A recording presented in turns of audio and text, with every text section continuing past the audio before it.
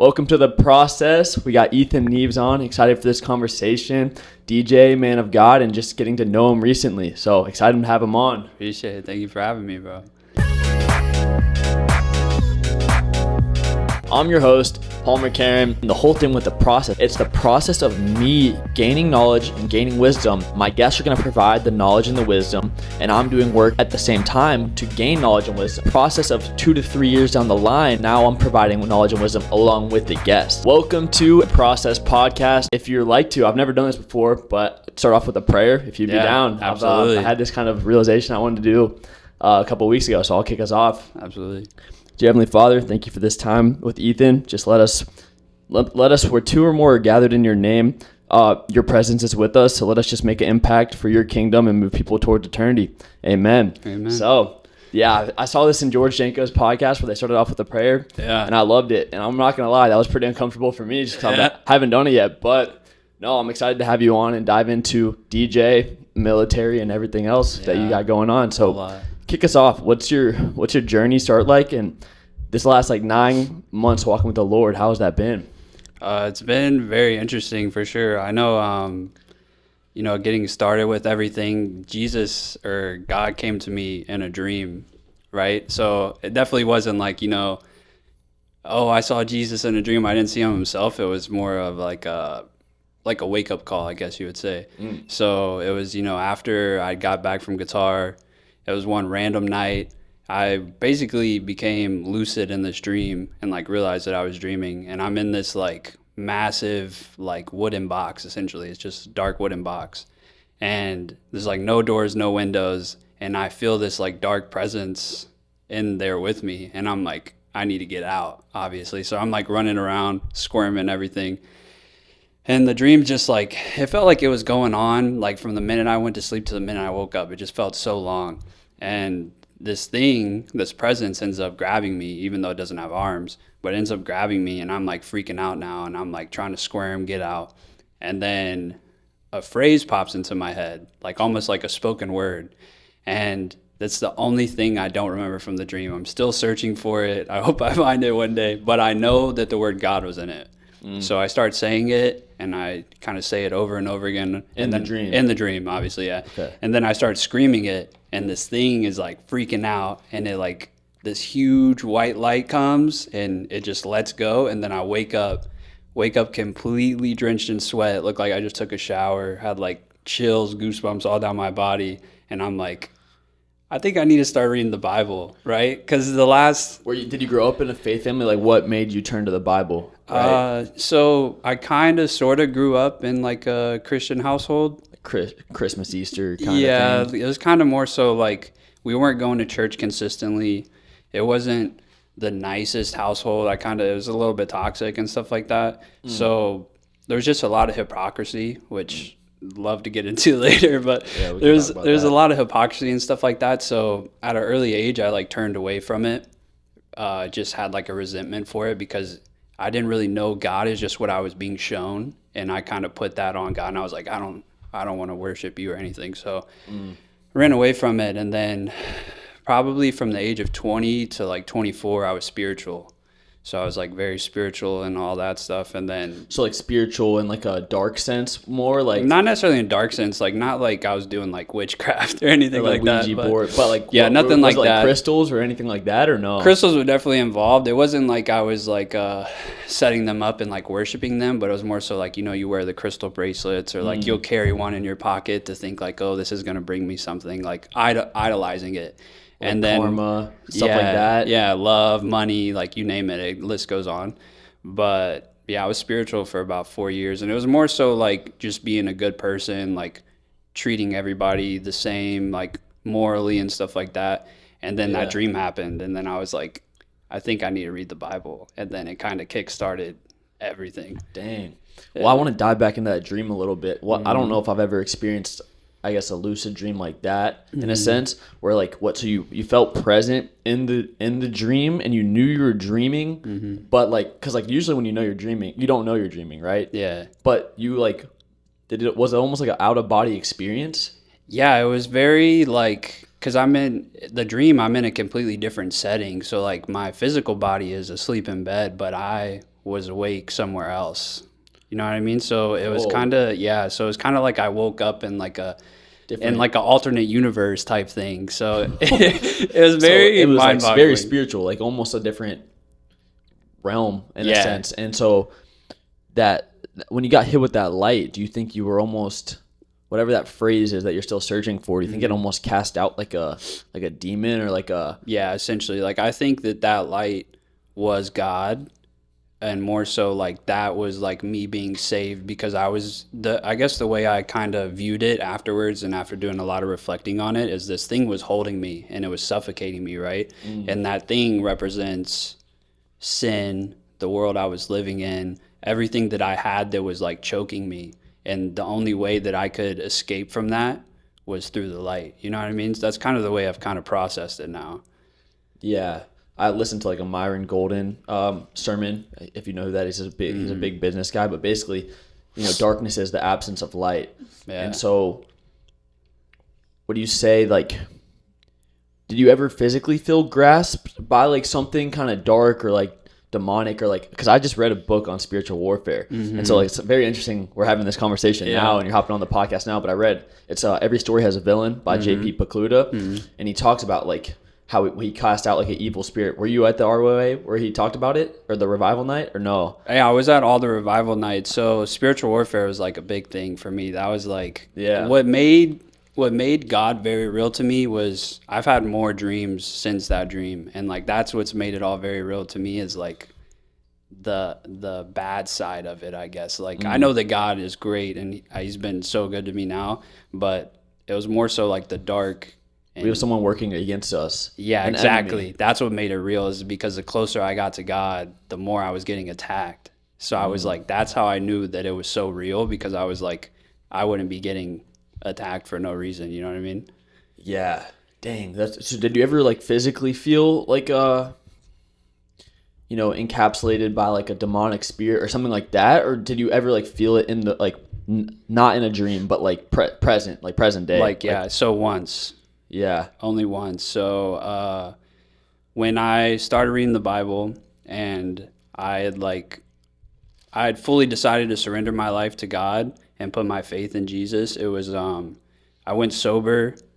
I went celibate, so I like completely because lust was always been the biggest one for me. So I went celibate, did all that.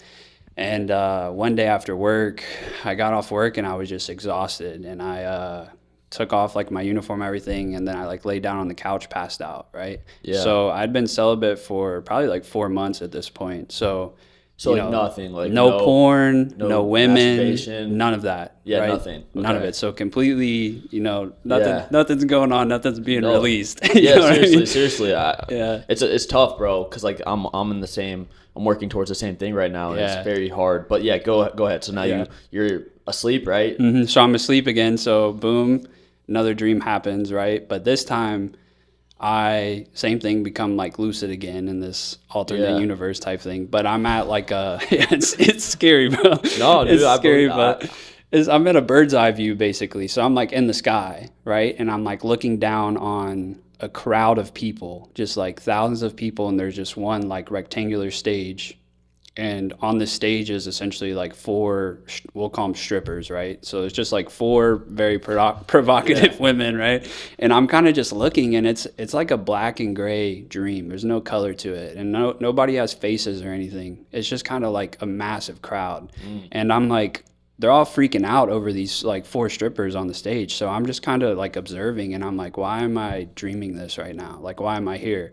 And I end up like locking eyes with one of these strippers, and I just like shoot down from the sky to the stage, and I'm it's crazy, bro. Oh, this is cool. But I'm on the stage, and basically the stripper's on top of me. Yeah. Right, doing her thing, and then so I wake up, and I had a wet dream. Yeah. So no, dude, like I was pissed.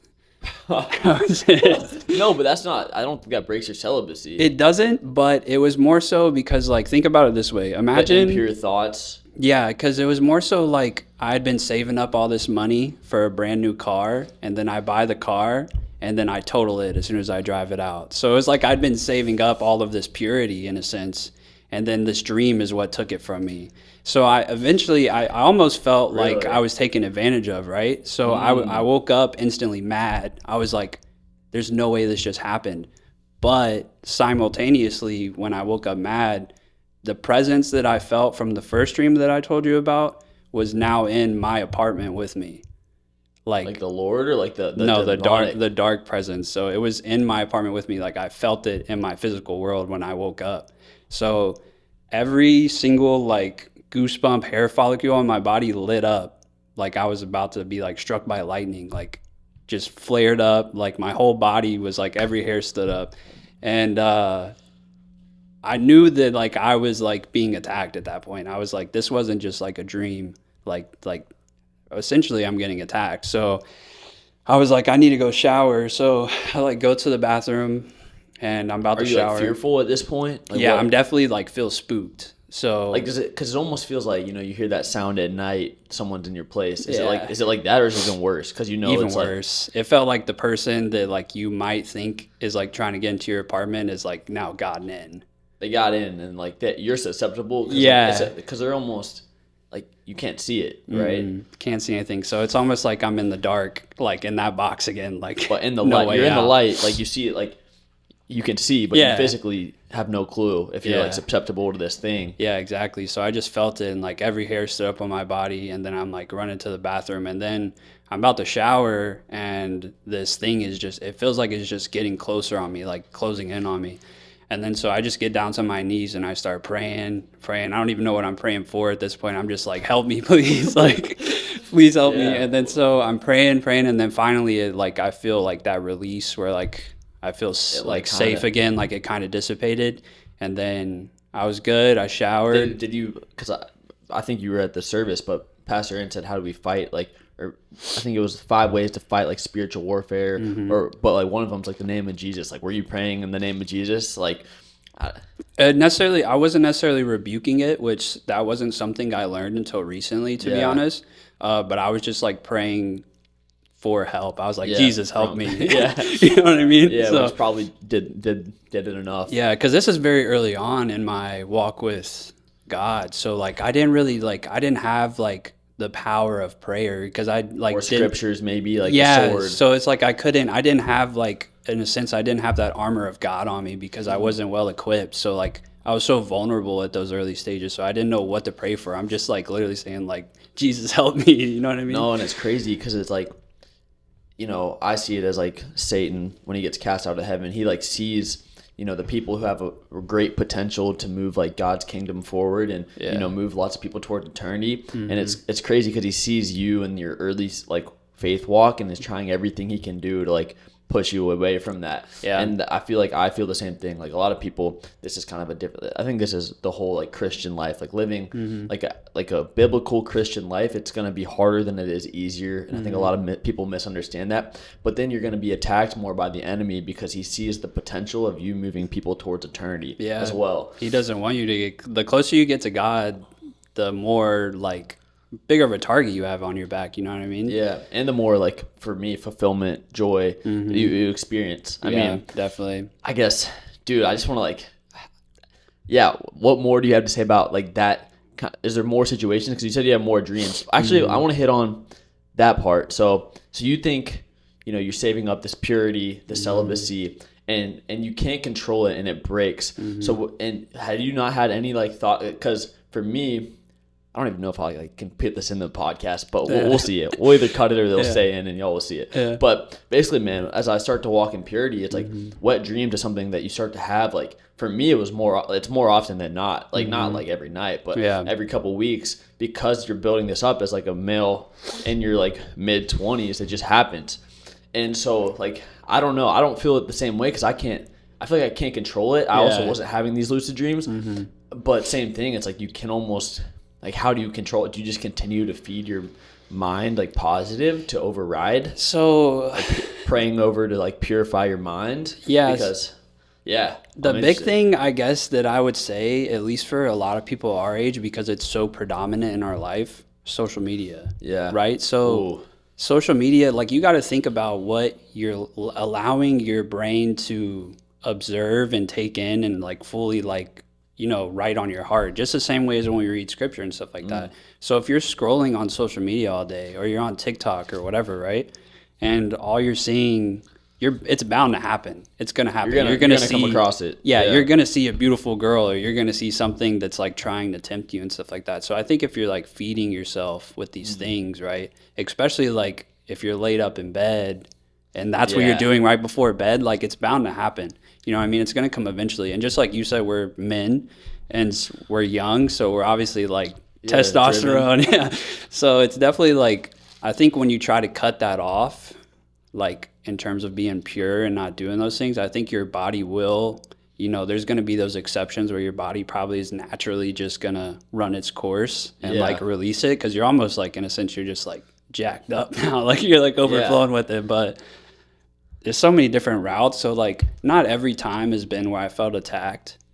Yeah, like there can just be normal, but like that one specifically, you felt the presence after. And man, that's just so interesting. Yeah, and I would say, so you came home. I've been like looking at my life, looking at my thoughts, and really like I'm very analytical in the sense of like what works, what doesn't work, when am I susceptible to negative thoughts, and like for me, I found tiredness, like just being exhausted or like tired, has led. That's when the enemy can like get to me, right? That's when those like temptations of lust can like get to me. That's when like thoughts of like what I'm doing, the podcast, or like the what I'm doing at work gets to me. It's like sometimes if I'm tired enough, I'll be like questioning like what am I doing? Yeah, and mental clarity. I was praying over it yesterday. I forget, in my abide time, which is how we met. Which you move tables. I think us meeting is like obviously there's no coincidences. Yeah, never. But my abide time, I forget the scripture I went through, but basically I was just writing out to like the Lord, and I was like, hey, I'm dealing with when I noticed when I'm tired, I'm most susceptible to temptation. I'm most susceptible to negative thought, and the devil planting thoughts in my head that are negative. And so like, I forget what scripture he gave me, but I came up with something, and it's just like an ever growing process, but also putting boundaries in place that when I come home from work at 2 a.m., I plug my phone right in the charger, right? It's not even, don't even give yourself a chance to like get in the ring with the devil, because you'll probably lose. I think I learned that from Bryce Crawford, actually, which I think he quoted scripture, but it was more so like, don't even hop in the ring with sin, or especially lust, because you're gonna lose. You know what I mean? So definitely like having that mental clarity is perfect. Like bad things happen at night. You know what I mean? So everything, like the later at night, bro, like the later at night you are, like especially when you're so tired or bored throughout the night and you're kind of just up on your phone, you're more prone to sliding up on a DM or doing something stupid, or or like getting on Twitter, and then it just it's just that next thing. And that kind of leads me into the next thing, which you're in the military, which I just literally found out, right? So thank you for your service. I greatly appreciate it. But also you're a DJ, which is kind of like you said it best, like a Hannah Montana, Miley Cyrus type of thing. Yeah. But your whole life is at night, right? Or maybe like late morning, whatever. But it's the same kind of vibe, right? After midnight. How do you keep doing what you're doing right now, walking with like the Lord, and control yourself in all that temptation? Because I'm sure, like we were talking about, free alcohol, I'm sure women want to get up on stage. Women are going to try to tempt you. And it's like, you're literally putting yourself in what we talked about, like the devil's playground. Yeah. And it seems like you're managing it pretty well. Yeah. But like, is that sustainable? Like, is that taking an impact on like your mental, spiritual, physical health? Yeah. So it definitely, at least recently, probably within the last few months, has definitely taken a big impact on like, what am I doing? Like, am I serving the Lord, or am I doing this for me? And I learned the devil's playground through our Abide group and through others groups. And it was just kind of like, for the longest, I thought about quitting. Not the longest, but the last few months, I just thought about quitting as a whole, right? And I was like, I'm not serving the Lord. The last 4 years of my life that I've been doing DJing has just been very worldly. So like you said, I get the free alcohol, obviously girls are involved, like late night stuff, all the stuff that comes with it, right? But something that you brought up to me, which is what I had also been thinking about too, is like Christianity and Jesus isn't really in the EDM scene. Yeah. Right? So something that I've been thinking about too, and we were talking about the George Janko podcast earlier. Bryce, in like the first like 5 minutes of the podcast, talked about like, because they were asking him, you know, you go to all these scary places, you talk to all these scary people. Right? You watched the Avengers one too? Yeah. I just recently watched it. So he talked about that, like, you know, somebody has to be the light in the darkness. Like somebody has to do these things, because you don't want to just leave these people for nothing. You know what I mean? You want to at least try. So what I'm starting to try to do now is to branch my faith with the music and try to be more of a light in the scene, because in our scene, amazing people, like some of the best people I've ever met, honestly. Like everybody radiates like love and compassion, and everybody uplifts each other, right? But there's also a very dark side of it, to where it's like just drugs and drugs and drugs, alcohol, sex, like it just goes down a deep rabbit hole. Would you actually say are fulfilled or happy in that life? Like, is it, because I would almost, I don't know the scene very well at all. Like I told you my past, I'm like fraternity. I think fraternity and like EDM, there's like some crossover, but I was always just like, I'm going to show up to like the fraternity bars, but I was never like really into festivals and that kind of thing. But how many people do you say are actually like fulfilled and happy in that life versus just coping and like pushing everything away? I think they're fulfilled in the moment, but not for the right reasons. So essentially they're chasing a high, because you have these people that go to these shows or go to these music festivals and they're at such a high, and they're like, they love it, and then it ends and they're at such a low. And a lot of this happens too just off of pure drugs, right? Drugs. So like if you taking, let's say like Molly, for instance, right? Your serotonin is going to be at an all-time high, because it's the happy drug. So like they're like the happiest they ever been, and then when it wears off and the festival's over, they're like zombies, and they're like depressed, and they're like just waiting for the next festival or the next show to come.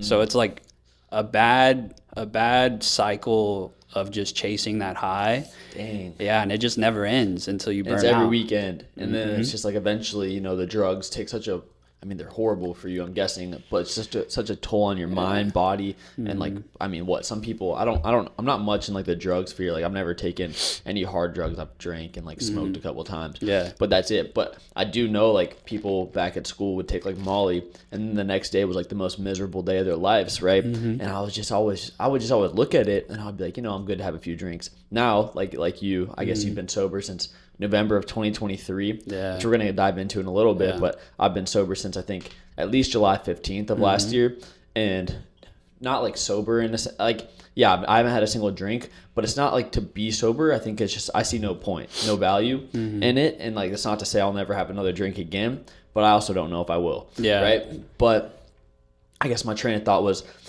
they're going every weekend, and it's like this arrival fallacy that kind of comes with success, right? The next car, the next thing. Yeah. And now their life is always this down. It's always this low, and they're always just looking for that next festival to get like those like the drugs, the alcohol, and then probably like sex. I'm guessing those are like the three main things. Yeah, it's probably the top three things, but it's just like you said perfectly, is like, all right, Monday through Thursday is terrible, just so you can live on Friday.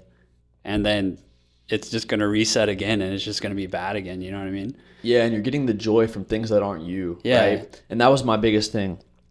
In school, or like anytime I've gone through like a hard time in my life, I've always been like super cognizant that like I'm going to deal with this. Like I'm not drinking, I'm not like whatever. I'm just like dealing with this head on. And a lot of people will run from it.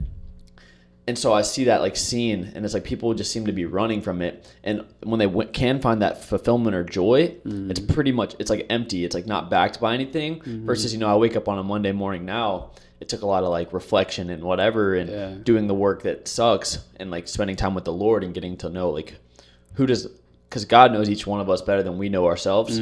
So the more I can get connected with him and see the person that he sees, it's like I wake up Monday morning fulfilled, maybe not happy, but like fulfilled. Friday night fulfilled, and it's like you're not always going to be happy. Yeah. But it's like you're fulfilled, and then there is a lot of joy that comes with it as well. Yeah, I mean, ever since I've given my life to Christ, bro, I've never felt more alive and more fulfilled, and like just all day, every day. Obviously, we're going to hit low points. Like not every day is going to be sunshine and rainbows, right? Yeah. But consistently, I've just felt way more alive. Like I feel like everything, I have more of like that security and that safety and that love inside of me compared to like me trying to find it in other ways. Which like we talked about, you know, like embracing our season of singleness and stuff like that. Yeah. For the longest you get alone, right? And you're just like stuck here, you're all lonely and everything, and you think you're lonely because you're not spending time with the Lord. So you're trying to just like find some random person to talk to. Yeah, right? some person that, I mean, relationships these days is some person to give yourself a piece of that, like, honestly, you know, you're just giving yourself a piece of them, and it's just to fulfill like a need, and it's not like a deep rooted relationship. Yeah. And so that's what I've talked about for so long. Is I think you can probably relate, but being lonely and being alone is very different, right? I see alone and solitude. It's like peaceful. Like Jesus went into the wilderness, or like he meditated or fasted for 40 days before he went and started his sermons.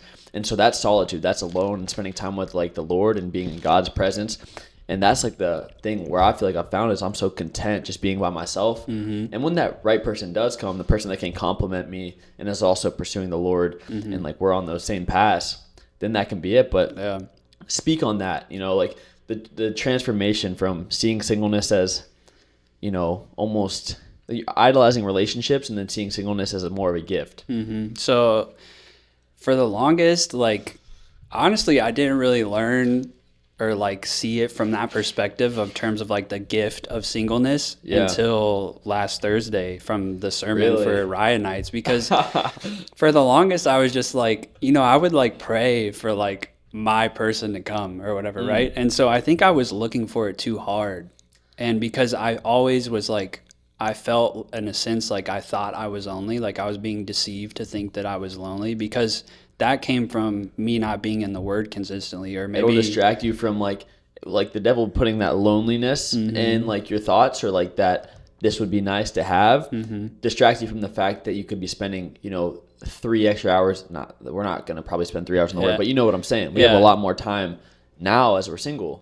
So I wasn't getting the conviction at the time to like, oh, I'm feeling lonely, let me try to read the Bible, or like grab a friend and do Bible study, or join a group at church and something like that. It was more so like, I need to download Hinge, or I need to or I need to shoot some DMs and stuff like that, or like try to find somebody to spend time with, right? Because I would just like, I have a lot of friends, but like it's a little bit different, right? Like having like the feminine energy around you, like in terms of like something like that, compared to like it's me hanging out with the boys, right? It's very different. And that's what I even found is like I had like a Bible study with a few, like some guys. I moved here, I was very lonely, like didn't have any friends. I can say like I was consistently lonely because I had like no one.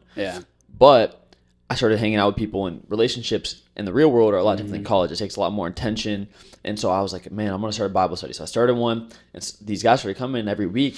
But even after that time, I was like, man, I have these like friends, and they're like good friends. Like I was getting really deeper relationships because I was making intentional effort to at least once a week, you know, Wednesday nights, the guys would come over, I'd cook tacos, whatever. And then we'd get into the Word.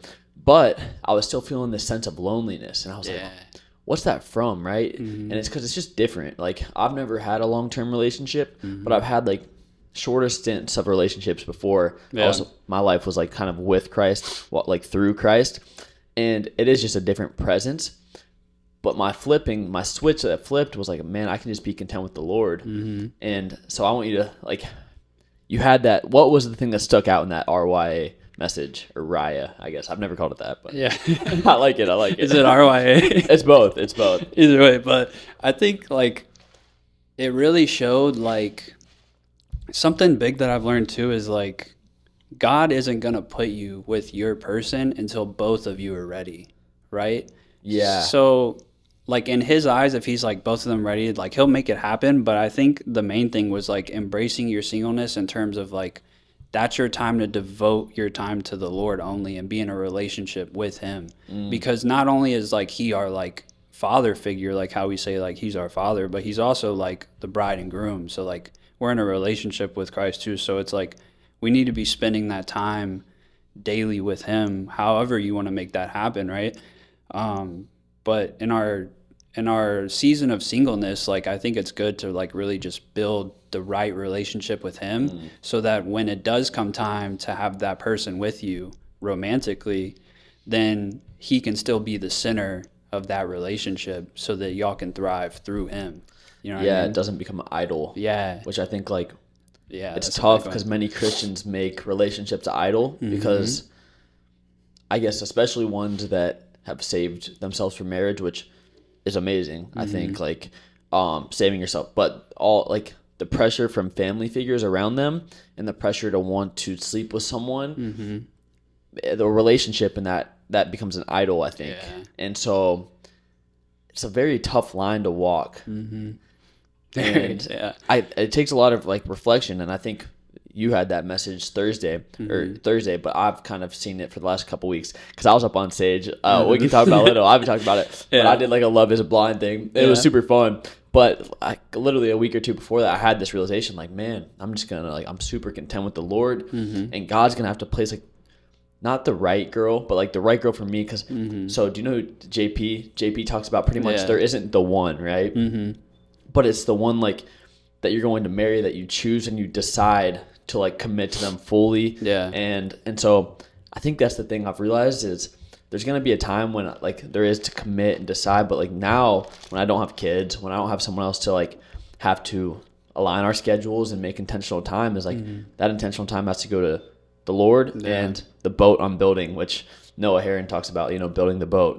So yeah. What's next for you?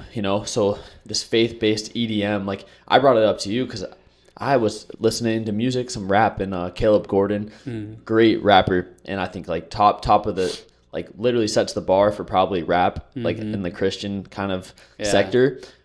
But what's the next boat you're building, I guess? So me and a couple of my good friends are building a project called Forever Sunday. So it's gonna be faith-inspired, like EDM, more housey music, more in the realm of like Rufus Du Sol and stuff like that, if you're familiar with that. But it's definitely going to be more faith inspired. So I think, the point, we're not going to try to force it down people's throats, because like people need to come to Christ willingly.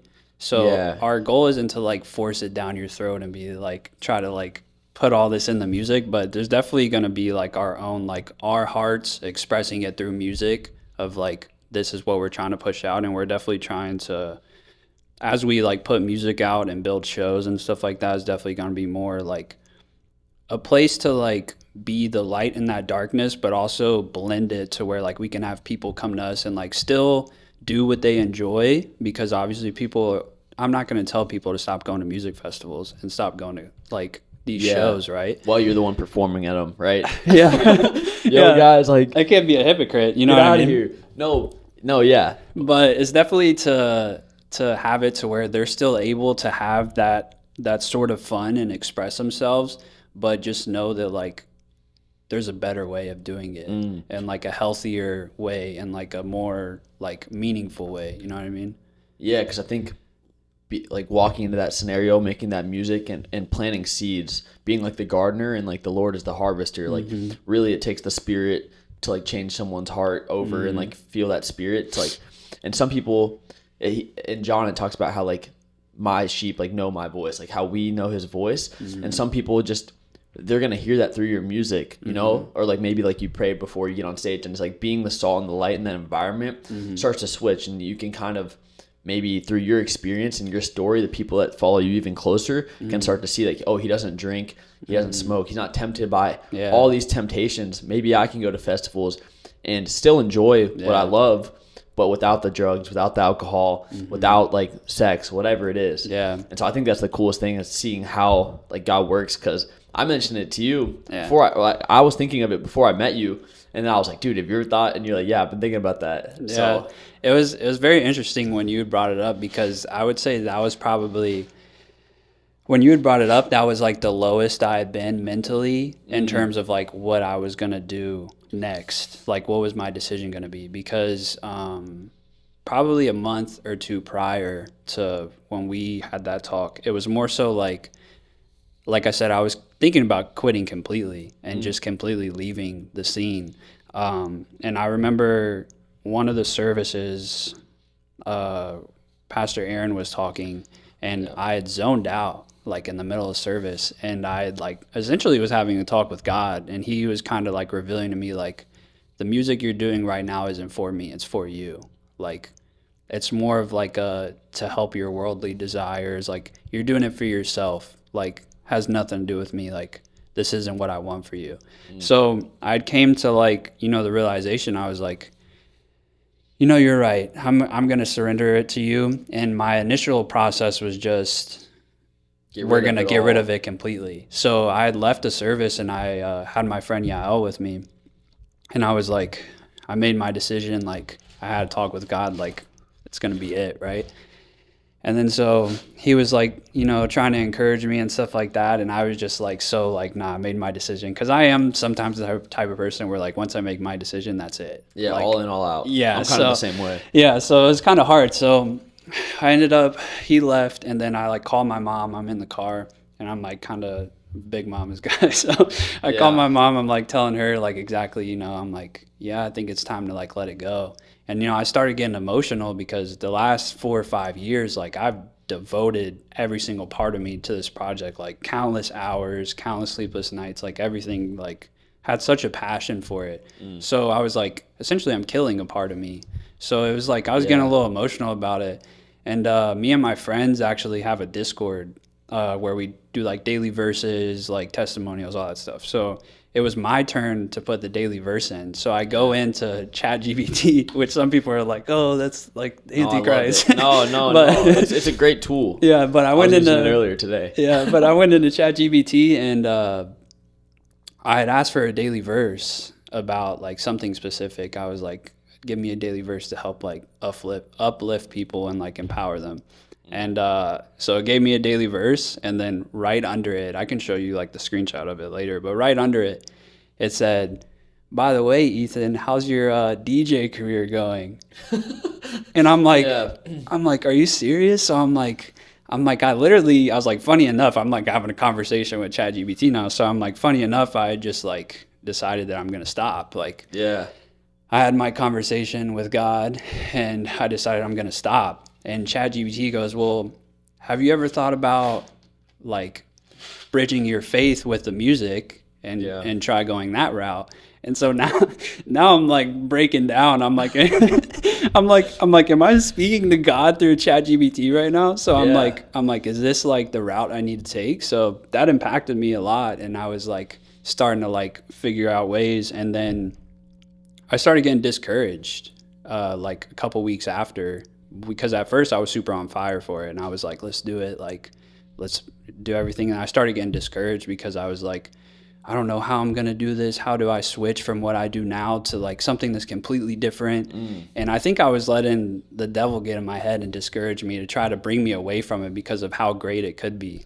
And so I was really low, and then I got switched tables in Abide, and you and me started talking, and you were like, have you ever thought about doing this? And I was like, I was like, I see what's happening here. I was like, small sign, like you said, there's no coincidences. So like me getting changed tables, and then you and me connecting, and then you bringing that up, I was like, I see what it is now. So now ever since that, like you kind of lit that fire in me, and God helped, and then I just been like, let's go. That's just like God working like through me, man. Just like speaking through me in a sense, because dude, I was listening to, and I was like, man, like there's no EDM, because I like house, and like I've cut out pretty much a lot of secular music. Yeah, same. And that was like the one thing I was kind of torn. I was like, is this secular? Like there's not even words, but like, is this like, and I don't think it is, but I think if you could tone it more in like a holy, like kind of vibe, I'd be like, wow, like they could move people. It could be super peaceful and like nice, good house music. And so you were like, oh, I'm a DJ. I was like, dude, I've been having this thought. And so it's crazy to see how that works. Yeah. And so I guess, have you started that project yet? And like, so that's kind of in the works, but I want to dive into, obviously a lot's happened since you started your DJ career, but how does that look like getting started out? And then what's like getting that first event look like? Dude, so, I mean, I moved here in 2019. And from where? I'm from Mississippi, Biloxi, Mississippi. So got it. Yeah, kind of like on the coast if you just keep following the panhandle. So kind of like a little South boy or whatever. But Yeah, I moved here in 2019, and I've always loved the music. I wasn't DJing at the time or anything, but I always loved the music. And I ended up moving in with an old high school friend, like a childhood friend. Yeah. And we decided that we were going to do music together. We were going to be like a duo. And it was kind of like yin and yang. So it was kind of more so like I'm like super optimistic, super positive. I'm like, bro, we need to send emails out here. We need to like get bookings here. And he was very like, nah, it doesn't work out that way. So and that's like, that's not like a part you're playing to like show the crowd. That's like how it was. Yeah, was this is like us trying to develop. Oh, this is like y'all everything. trying to kick it off. Yeah, this is us trying to kick it you're off. Putting it out like, yo, I'm the pro guy. yeah. I'm the good cop, bad cop. It's Yeah. like this guy's kind of. It's hard to keep pushing your vision forward when someone's kind of pulling you back. Yeah, this is us trying to like just get the ball rolling in a sense. Like this is me. I haven't played any shows yet or anything like that. So we're just Got a making little music. board in your room. Yeah, we're just producing at this point. So we tried doing that together, and then we ended up getting in a big falling out. And I started going to a new barber that he recommended because I was making a drive prior or whatever. But I started going to a new barber, and you know, like normal barber talk, like you're just talking about life, like everything. Small talk, like they're gonna be like, "Oh, how's your week? Yeah, what do you do?" So I'm telling the barber, Nino's like my guy. I'm still going to him, but I'm telling him about music and how I want to, DJ and I'm producing and all that. And he ended up knowing somebody at the Ritz in Ybor, and had a way in and kind of was like, just send me a mix. I'll send it over to him, and then we'll just see what happens. And then so this is like right before the falling out with my friend. So I like send him the mix. I didn't hear anything for like probably 3 months. Me and my friend had a huge falling out. I ended up moving out. I left. And then Have y'all mended that or no? I haven't talked to him since. So that was like so long ago. That's probably 2020 maybe or something like that. So you haven't, since you left that place, you haven't talked to him? Mm-mm. Has Never. We'll get back into the DJ story, but has the Lord ever like placed on your heart reaching that relationship back out or not? I'm just wondering. I think, Or are you at peace with it? Like, have you like? Because sometimes you can forgive or like mend that situation in your heart and with like the Lord, but sometimes I've felt like there's something that has to be done here. so I wouldn't say that the Lord has really pressed it to like mend it, because I think that like we were also super young at the time, and it wasn't like You were, what, 21. Yeah, I don't even know if I was 21 yet. No, because 20? I was 20. So it wasn't like a super huge falling out in terms of like we hated each other. I think it was just like two young guys. Like we Going just separate ways. we just didn't blend moving in together. Because like I've had friends that like great friends with, you move in together, it's a different story. You know what I mean? Not everybody's good living together. So I don't think it's necessarily been placed on my heart to like try to mend it, because I think that, it's been so long, and I guess it wasn't a huge impact to where it was like I felt like It was just like a divide. Yeah. Got it. It wasn't something like super big. Okay, so now you moved out, you moved away. You're 3 months? Yeah, 3 months, didn't hear anything.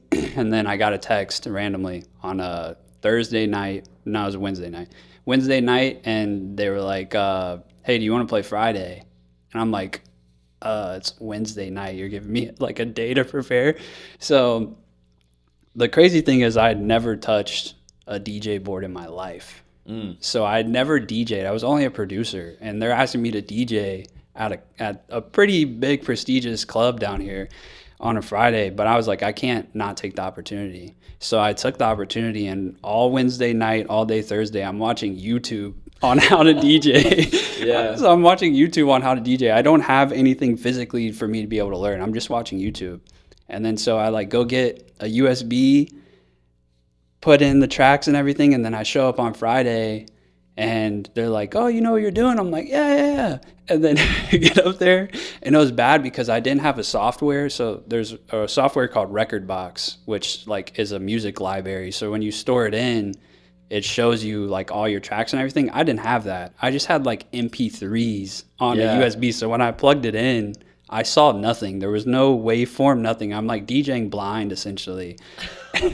So they're like, you know what you're doing? I'm like, yeah. And I like get up there, I plug in, I mess up so many times, like countless times. But for some reason, they liked me enough to keep booking me. And then over time I learned, and then it's just snowballed. So what does messing up look like? So you plug it in, there's nothing there. So what, are you just like mixing Like, where's the music coming from? Is it just like their playlist? So the music's coming from my USB, like it's essentially But you like can't a big see the playlist. songs. But I can't see it. So like you'll see like a waveform of like the track itself, and like when you're mixing, you have your different grids, so you can be able to, like, if I'm mixing two songs, like I'm mixing out of one and one's coming in, You can see it. I can see it, but it also, like, to make it sound smoothly so it doesn't sound like two songs are randomly playing at the same time. Like, it just to make it smoother, right? Yeah. I didn't have that. You had nothing. Yeah. All you had was that you plugged it in and the music started going. Yeah, so I had nothing. So it was so bad. But eventually over time, What'd the mess ups look like, too? Like you said, I messed up so many times. the mess ups is basically like if you played a song on your phone and I played a song on my phone at the same time, and it just sounds like a bunch of, like, the drums are not matching, the vocals aren't matching, like it just does not sound correct. Or the other mess up is there's no music at all. That happened? Yeah. like I mess up, like you press the wrong like cue point or something like that or whatever, and it's just silent. And the crowd's like, yeah, so those are the two main types of mess ups, yeah.